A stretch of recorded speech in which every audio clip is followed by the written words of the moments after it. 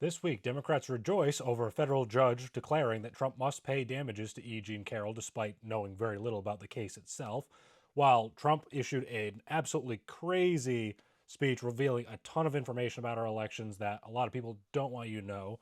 And another ICE shooting in Maine has Democrats up in arms and calling for more resistance to ICE, which is only going to further increase these problems. My name is Ben Corriveau, and welcome to my show. All right, so tonight we actually have a ton of stuff to go over. So just starting off with Lindsey Graham died last weekend. It's very sad. I know a lot of people disagreed with his politics, but to me, like I've said before, I'll probably say it again. Every person's death is sad because it's a person, they have a family. So please pray for him and his family. I did hear that his sister is going to be replacing him at least until another election can be held. So at least it's staying within the family for the position. But again, it was sudden, but at the same time, he was in his 70s, so it's not super surprising that he died. A lot of people are spreading some conspiracy theories about it. Maybe they're true, maybe they're not. But it's still sad that this happened, and if more information comes out about it, I'll let you know about that as I hear about it. Now, getting past that, just to update you on that, there was actually some news because obviously we've been talking about Graham Platner the past few weeks, how he's finally out of the race, and obviously he's had a ton of scandals. So it's interesting that this was the one to finally set him over the edge. And it turns out, this is from Media Research Center, that apparently Apple and Google were suppressing any negative stories about Graham Platner. We have this, like I said, from Media Research Center, and they found that they ran 0 stories from November through May with headlines about Platner's mounting controversies, including his Nazi tattoo and deleted Reddit posts in which he called himself a communist, denounced America, and attacked police.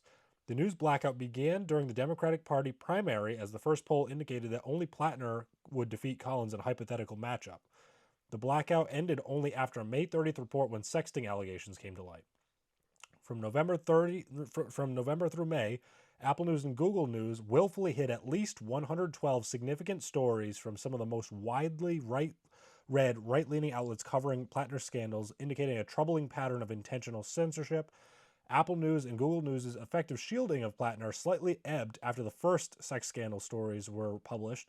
The tech titan's censorship racket then completely collapsed when Fox News polling published on June 30th, 2026, showed he would likely no longer defeat Collins, with both news aggregators suddenly promoting 12 negative stories about the embattled candidate on July 7th and July 8th.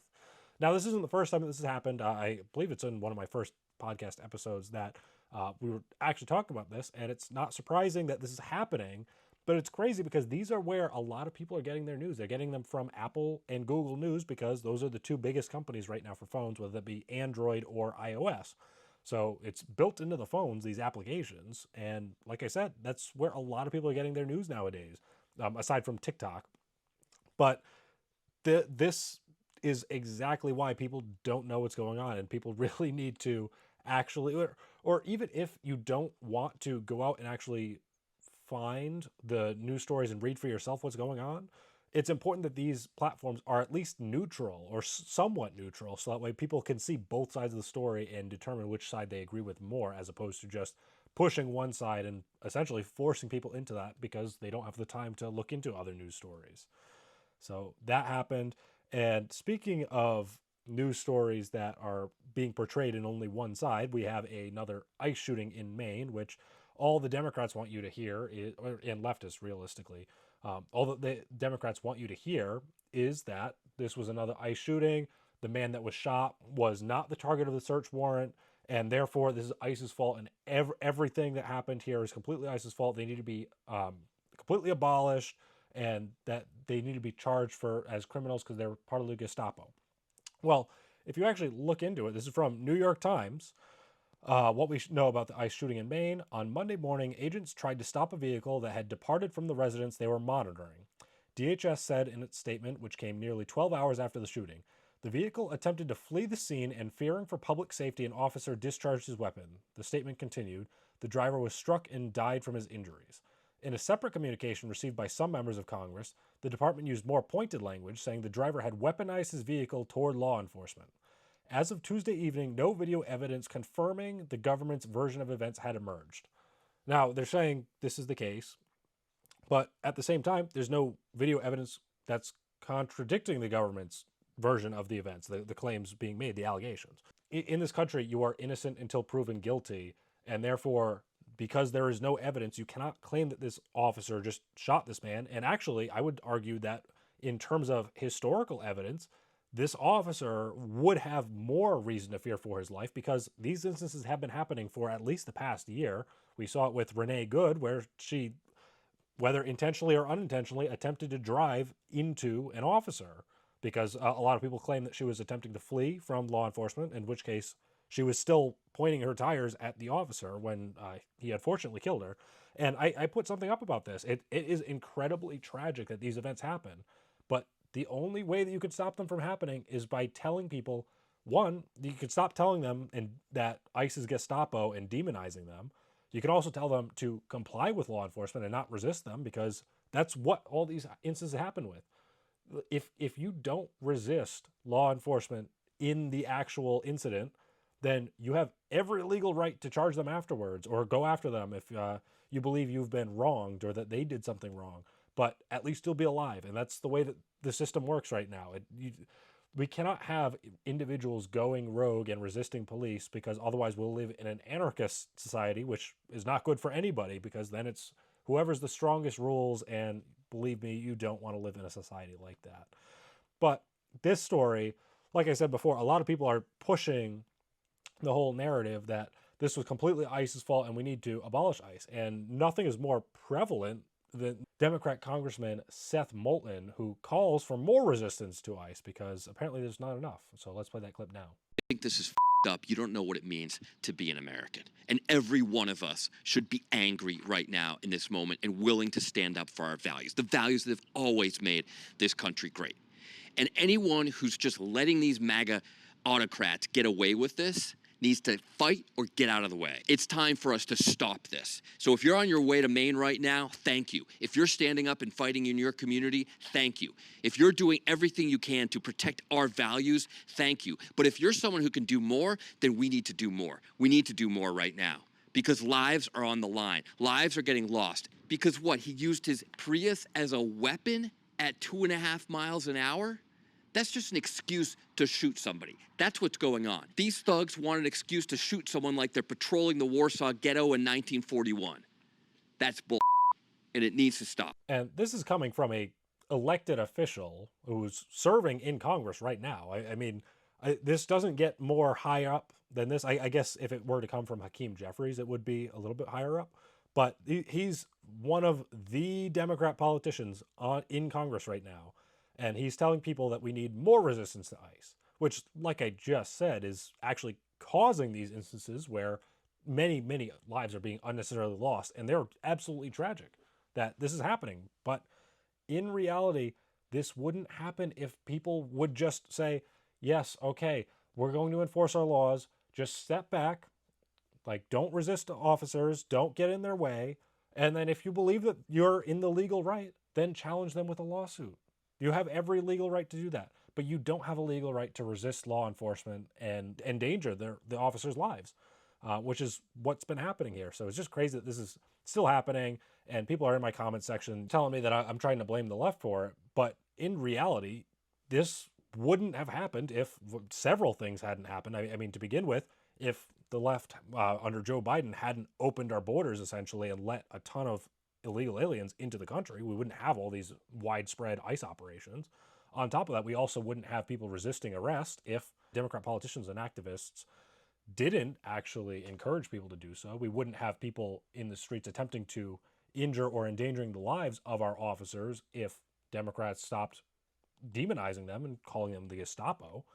All this would go away if Democrats would just tone down the rhetoric, but they won't, and they can't, because they're held by their radical base right now, which is truly unfortunate, because it would be nice to have multiple parties that are actually viable alternatives for control of our government, but that's not where we currently are. Luckily, there's quite a bit of diversity of thought in the Republican Party at the moment, but I wouldn't be surprised if that eventually changes.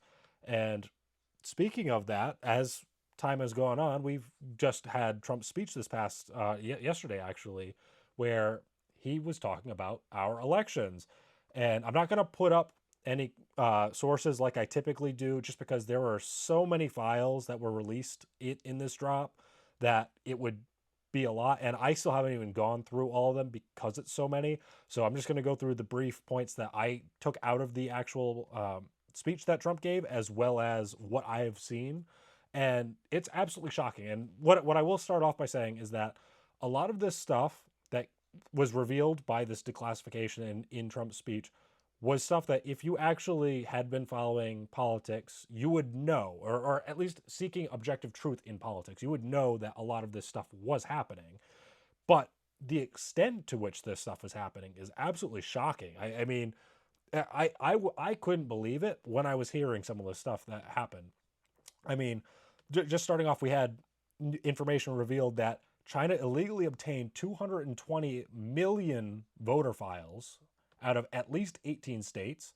Of these states were Alaska, Arkansas, Colorado, Connecticut, Washington, D.C., Florida, Georgia, Iowa, Kansas, Maryland, Michigan, New York, North Carolina, Ohio, Oklahoma, and Rhode Island.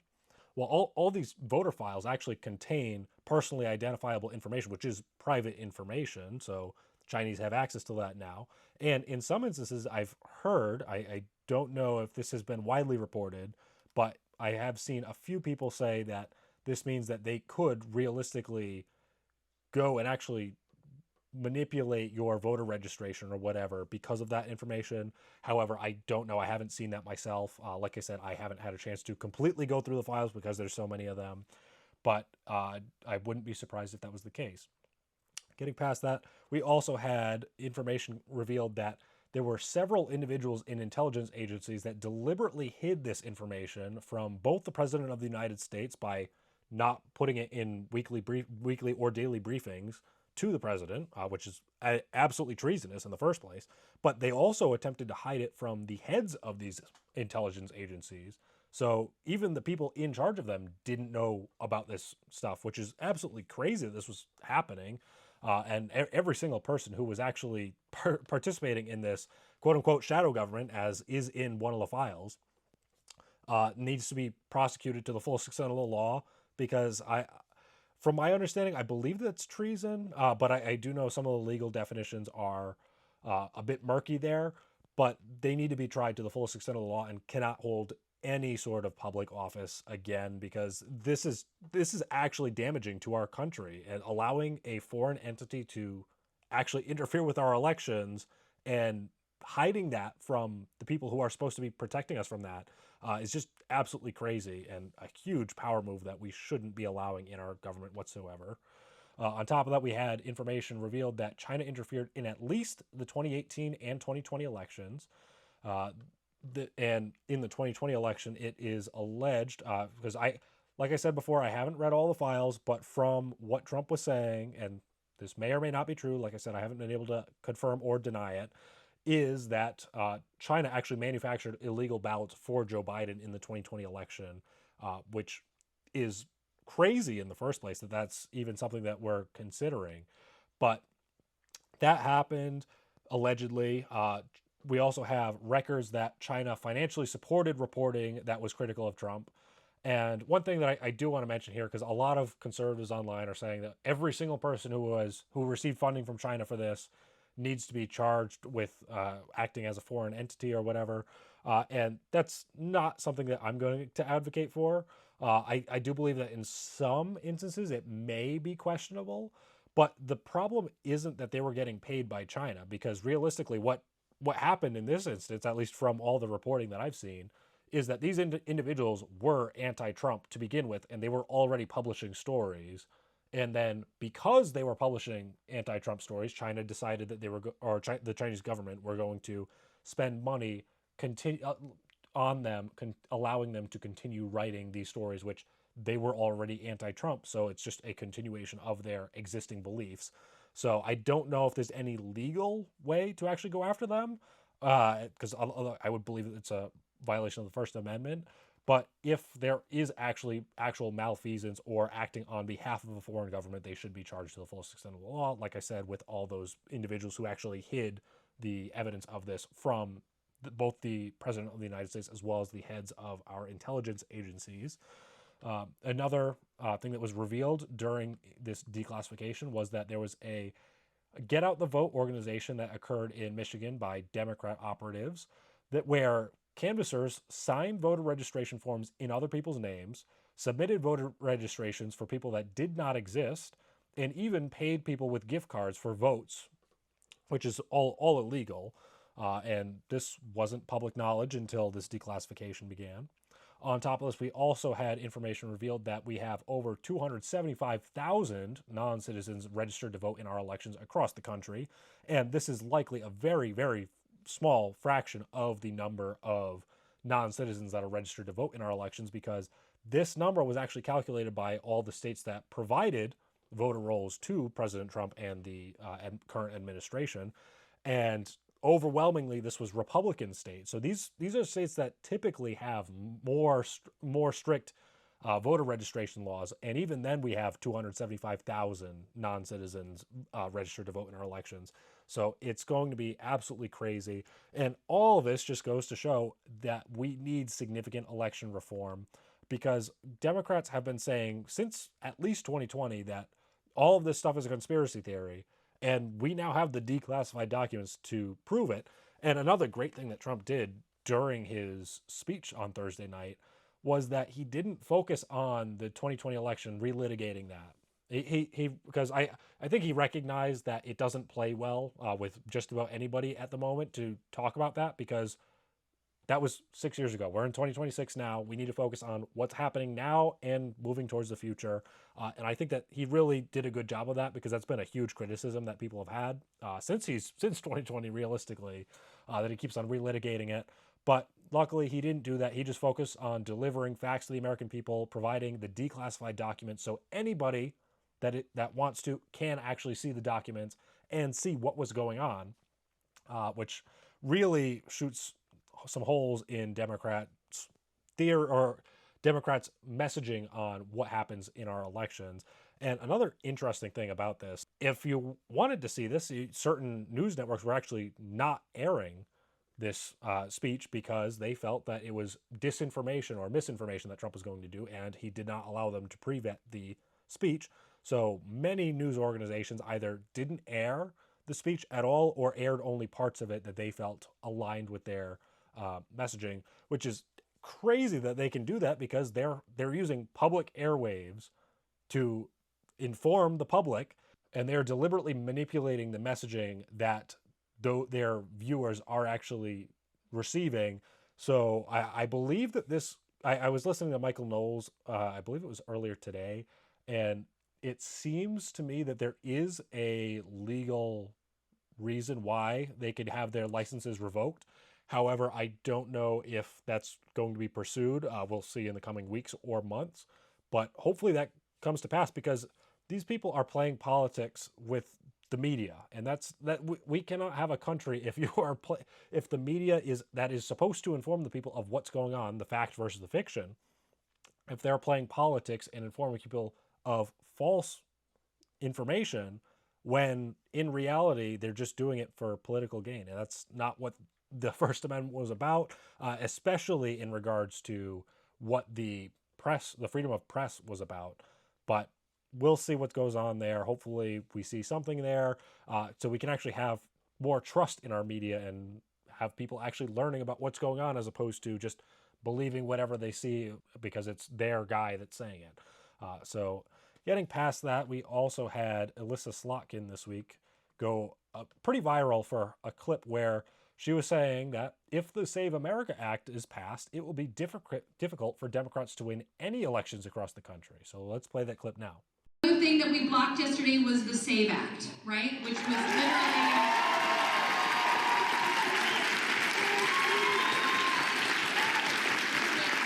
literally allow this administration to rig our democracy so that it would be hard for any Democrat in any state to win any election. And disenfranchise all married women in the meantime, by the way. It just, you have to show your birth certificate at the polls if you have a married name. So you heard it from her. This is one of the big Democrat senators at the moment. And she is saying pretty blatantly that if the Save America Act is passed, it will be difficult for Democrats to win any elections across the country, which is very interesting to say because, I mean, literally all that the Save America Act does is require require photo ID when you are registering to vote, or proof of citizenship is another requirement for that. I've gone over this before. I will include a link to the Save America Act when I in this in my notes, as I do every week. You can get all my sources in the description of the video, so you can check and actually see if I'm correct in what I'm telling you. But this is absolutely absurd what she's saying about it. Well, what she's saying is, in terms of resisting the Save America Act, is absolutely absurd. I believe that it's, what is it, 80% of all Americans generally support voter ID for elections, and that's exactly what Save America Act is, and that's better than what we have now, so we really need that passed, especially with all this information coming out about our elections. Now, it's time for me to get into my culture segment, where this week we're going to be talking about a House vote that happened this week, where it was bipartisan that we are going to make daylight savings time permanent. Now, there's been a lot of debate about this, whether we should or should not. Some people claim that we shouldn't because it's an important historical remnant that we've had since the early 20th century. And it's actually interesting, too, because it did it originated in the early 20th century, but there's a lot of debate about how it actually started. Some people claim that it was for farmers to actually have more daylight to actually gather their crops and everything, while others contend that it happened in World War II to actually save gas for the various lanterns that they were using in the trenches. So it's a bit murky there, whether it was World War I or the farmers that caused it. But regardless, there was a reason for it, so that's another argument why some people are saying it. But this bill is actually incredibly interesting because, like I said, it's bipartisan, so it passed 308 to 117 in the House, so it still has to go through the Senate. And this is one of Trump's biggest bills that he's trying to pass. So this is in the New York Times, where President Trump has championed the effort to save an extra hour of daylight before nightfall and make the time zone permanent, describing the ritual of moving clocks forward in the spring and back in the fall a ridiculous twice-yearly production. We are going with a far more popular alternative, saving daylight, which gives you a longer, brighter day, Mr. Trump wrote in a social media post in May, and who can be against that? Well, from my perspective, I'm not necessarily for or against it. At least initially, when I had initially heard about this, I was neither for nor against this bill. However, upon doing some further research, because I don't know if you know who Alex Clark is, she's a big Make America Healthy Again advocate, and she put out a claim where she said that this is actually interesting because if we were going to make daylight sometime permanent, we should make regular time permanent as opposed to daylight savings time. And I thought that was just a bit kooky. So I decided to look it up, and she's actually 100% right. Because, and this is interesting too about the Make America Healthy Again movement, is that there are a lot of things that people don't necessarily think would work, but actually do. And in this case, this has actually been studied quite a bit. I actually have this pulled from the Stanford Medicine magazine, where they conducted a study and found that permanent, regular, standard time is actually the best for humans. So let me just read an excerpt from this. In a national study, the researchers compared how 3 different time policies, permanent standard time, permanent daylight savings time, and biannual shifting, could affect people's circadian rhythms and, in turn, their health. The team found that, from a circadian perspective, we've made the worst choice. Either permanent standard time or permanent daylight saving time would be healthier than our seasonal waffling, with permanent standard time benefiting the most people. Indeed, by modeling light exposure, circadian impacts, and health characteristics county by county, the researchers estimate that permanent standard time would prevent some 300,000 cases of stroke per year and result in 2.6 million fewer people having obesity. Permanent daylight saving time would achieve about 2/3 of the same effect. Now, that's incredibly interesting to me because I have literally never heard either of that before. I could understand that switching to either permanent or daylight savings time does actually have health benefits because we wouldn't be switching the clocks and having to get readjusted to the times twice a year. However, this is actually really crazy that this has such a significant health impact, and that permanent time has a much bigger impact on your health than daylight savings time. It's quite interesting to me. So I'll leave it up to you to decide which one you should choose. But for me, I think I'm going to be sticking with permanent regular time as opposed to daylight savings time. So hopefully the Senate either eliminates this bill by not passing it, or they change it for standard time, but we'll see where that goes. Now, getting back into news stories of the week, we had a quite hilarious story where there was Dua Lipa. She's a pretty popular singer nowadays. She has opened a banned books library in a bookshop where she is obviously highlighting a bunch of banned books. I believe it's 100 is the number that I've seen reported. And so it's very interesting because this is something that the left consistently does. They always talk about banned books and how we need more spaces for them so that way people can actually read them and see what people are banning them for.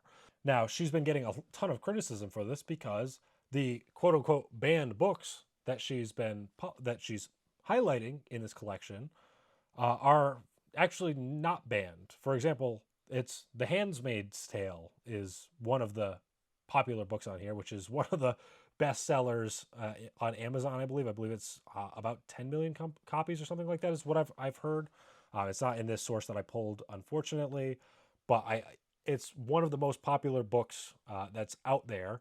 On top of that, they also have, I believe, 1984 is one of the ones that's on there. All in all, there are a ton of books in this collection that are quote unquote banned books that just about everybody has access to. You could go on Amazon just about any day of the week and purchase them for, I would say, I think it's like $20 to $30 is what I saw on there. Some of them are a bit more expensive, about $50, but they're fairly common books. They aren't really banned anywhere. So it's just funny to me that people keep on claiming that they're putting out libraries with banned books when these books are publicly available for just about anybody, anywhere in this country right now. So just crazy about that. Now, moving over to New York, we had some new legislation go through this week, which was a moratorium on data centers. Kathy Hochul, the governor of New York, actually passed this week. And let's just go through her statement. This is from ABC News. Hochul said Tuesday that the hyperscale centers' strain on resources could become a burden on New Yorkers. These hyperscale AI data centers consume enormous amounts of power, truly threatening to outpace our grid's capacity, and they drive up costs for local ratepayers, she said. She added, I refuse to let these costs be passed on to New Yorkers who already pay too much for their utility bills. New York pays the fourth highest amongst the energy of all states in the nation, according to Empire Center, a nonprofit think tank focusing on public policy, which also found that in April 2026, New Yorkers paid 56% above the national average on price per kilowatt hour. Hochul said that moratorium will remain in place for up to 1 year while New York establishes the strongest possible framework to protect our community's guardrails, to reduce the risk to our energy grid, minimize land disruption, noise pollution, and protect our natural resources, especially our water supply. Hochul said the moratorium will be lifted once the government is able to execute on a policy that sees AI companies helping foot some of the growing energy bills. Now, a lot of people are happy about this. A lot of people are upset about this. For me, I'm somewhere in the middle, which is not surprising if you know a lot of my position. I am a conservative, but I tend to take the middle ground on a lot of these issues because realistically, that's where the correct answer is, not on the extreme of either side.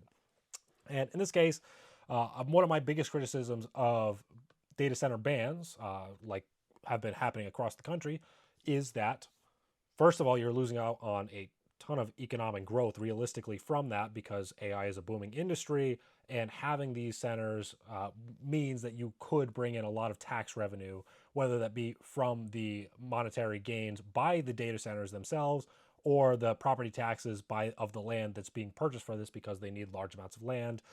So you're losing out on that aspect of it. But in addition to this, this technology is developing extremely rapidly.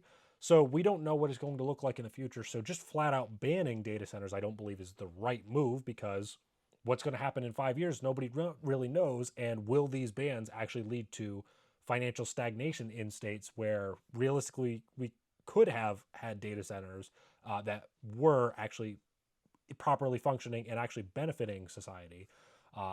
So that's my criticism of data center bans in general.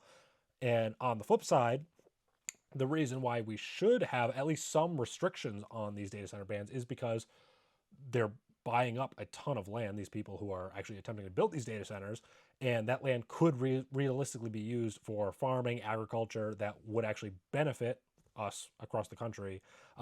It's difficult to say whether that would benefit us more than the data centers, but it would certainly benefit us quite a bit to have that extra land. In addition, this will actually drive up property costs because you have a higher demand for the same amount of property in existence. It brings down your individual property values because once a data center is in place, nobody wants to live near it because of, as stated in this article, there's a lot of resource drain, the noise pollution. So it does actually produce problems.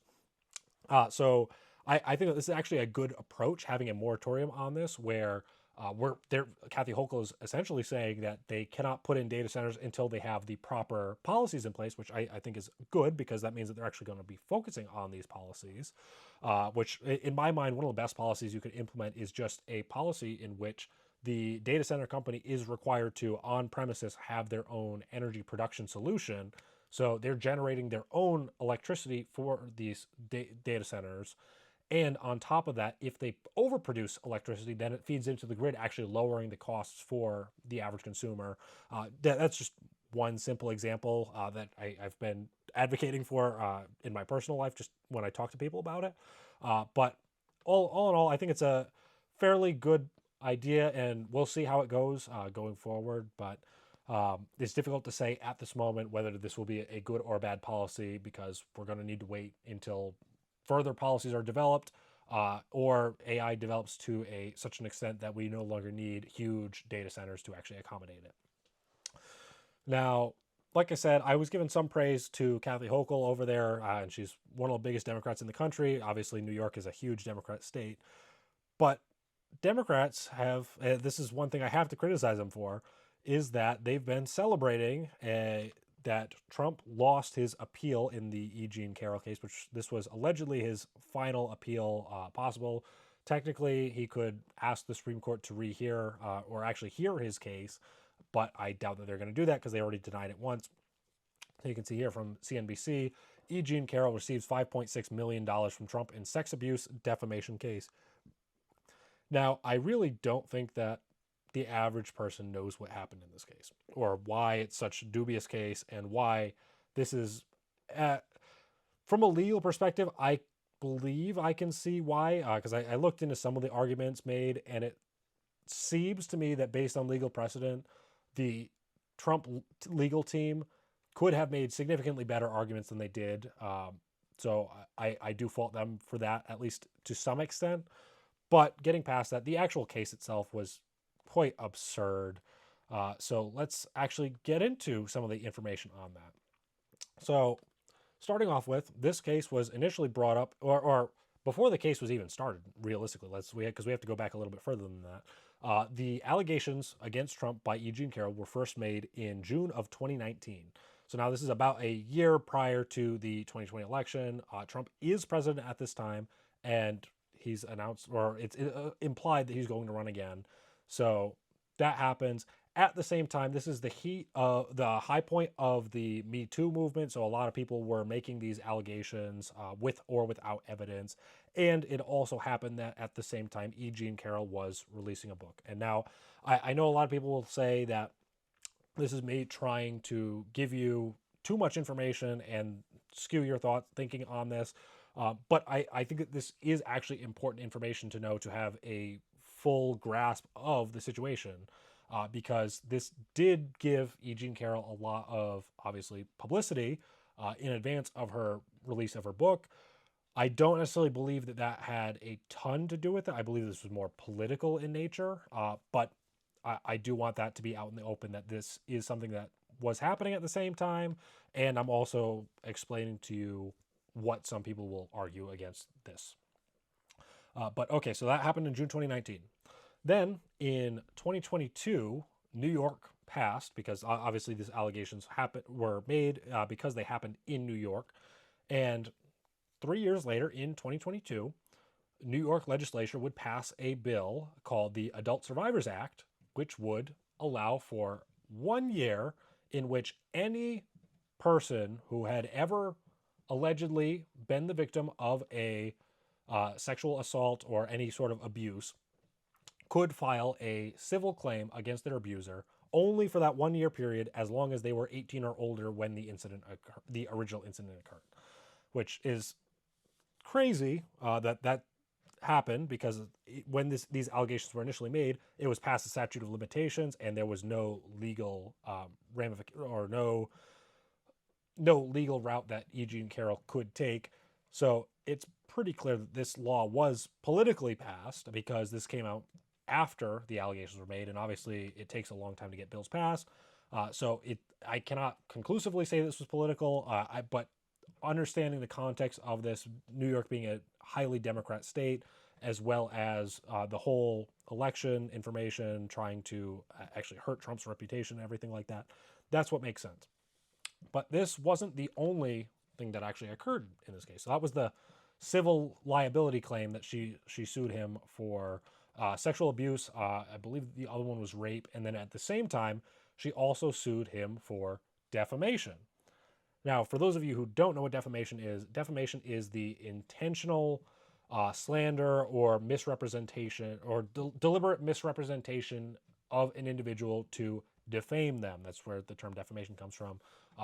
Basically hurt their reputation without evidence. And typically when it comes to more prominent figures that are more public, you need to seriously prove intent, because a lot of this stuff could realistically fall under the First Amendment criticism. So she claimed that Trump defamed her.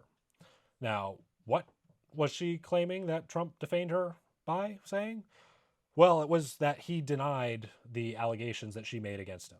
That is the defamation that she claimed against him, which is absurd, because not only is she claiming that he did something, but then she's also simultaneously suing him for defending himself, saying that he didn't do that, which it's crazy that that's something that happened in the first place. But that's what she did. Now, before I get into what actually happened in this trial, or the evidence, or lack thereof, I should say, in this case, this is a civil suit. So there is no criminal liability here, or no criminal conviction, I should say. So this is just determining whether or not he is liable, as opposed to whether or not he actually did it. Because in civil cases, you have to prove a preponderance of evidence, which means enough evidence that something happened. Whereas in a criminal lawsuit, this is proof beyond reasonable doubt. There's two different standards there. So it's already a lower standard of proof that E Jean Carroll had to meet in order to actually get this lawsuit to actually go her way. Now, let's go through some of the evidence that was presented. Now, first, it was E Jean Carroll was obviously had her story. She initially claimed that this story happened, that this sexual assault happened in 1994. As you can see here, I have the Washington Examiner pulled up. It initially was in 1994. Then she said it was 1995. Then she said it was 1996. She couldn't recall what season it occurred either. So she couldn't tell you when it happened. It happened in the mid-90s. Okay, well, that's not very clear, especially for something that is allegedly so traumatizing that you didn't report it for 25 years, realistically, because let's say it happened in 96. It was initially reported in 2019. So that's 25 years right there. I mean, she waited a long time to actually bring up these claims. And I understand that it's claimed that she told two of her friends about it. One of her friends told her that she should file a report. The other one told her that she would be buried in legal fees, because Trump obviously is very wealthy and had a lot of money at the time that this incident allegedly occurred.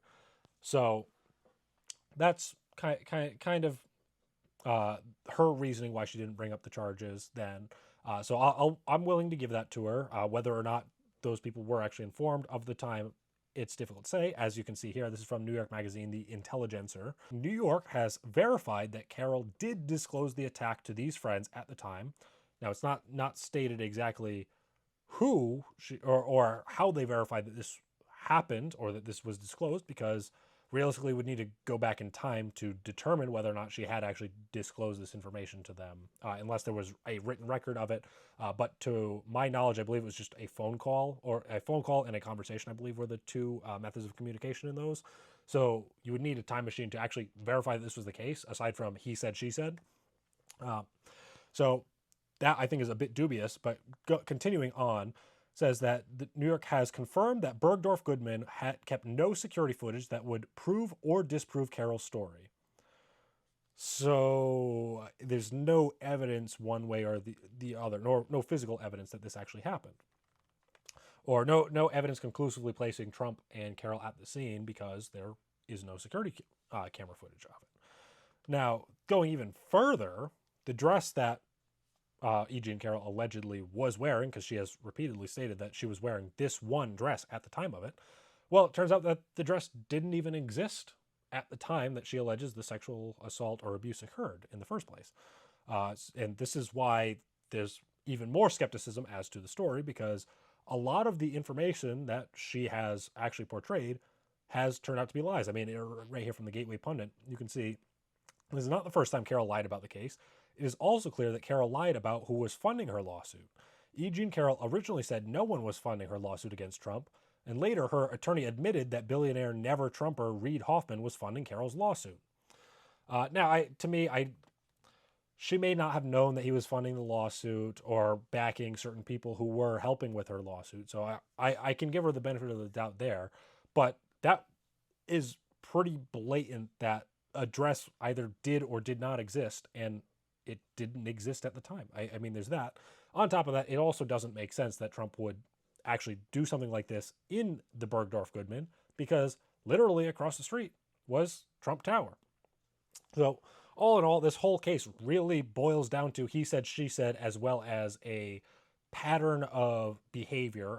And that's why I believe that Trump lost the appeals that he attempted to make of these cases, because the prosecution sought to actually highlight a pattern of behavior, highlighting his extramarital actions or language that he had used, which, from my understanding, is actually pretty common in these types of cases. And that's, like I said, why I believe he lost his appeals, because his legal team was focused on fighting that as opposed to the fact that there was literally no evidence and it was really just he said, she said in this case. And the she said actually contradicted herself quite often.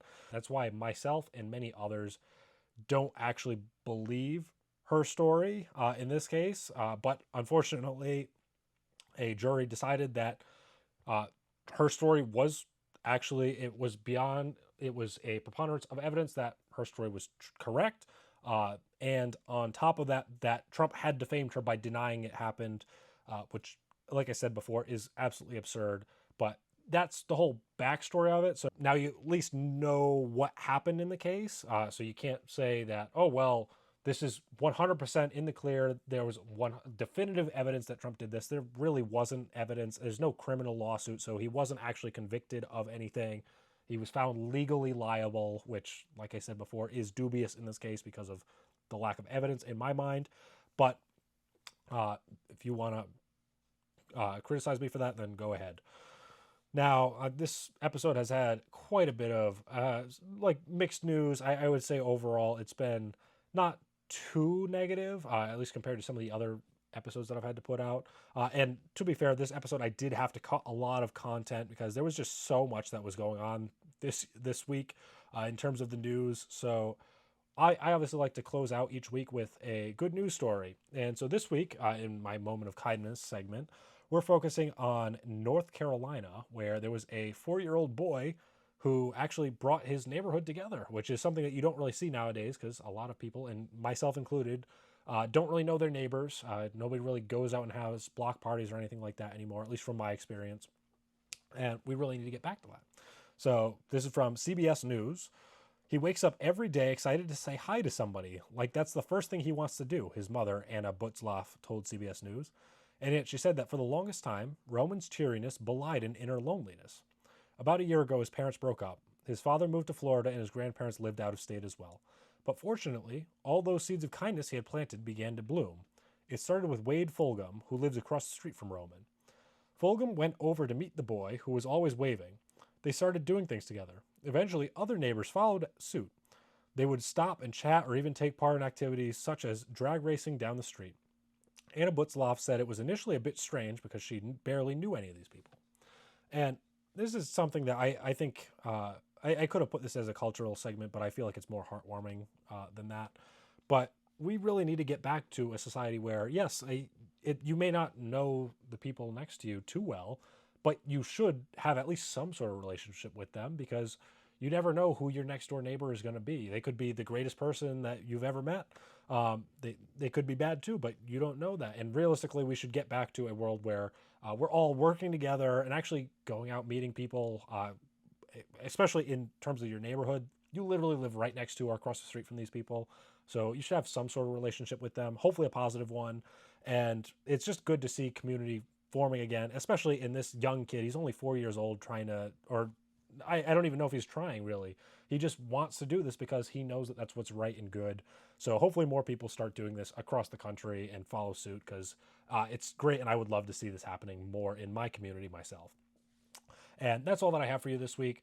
Thank you very much for watching. I don't get paid to do this, so if you could please like and subscribe and share this show with anybody you know.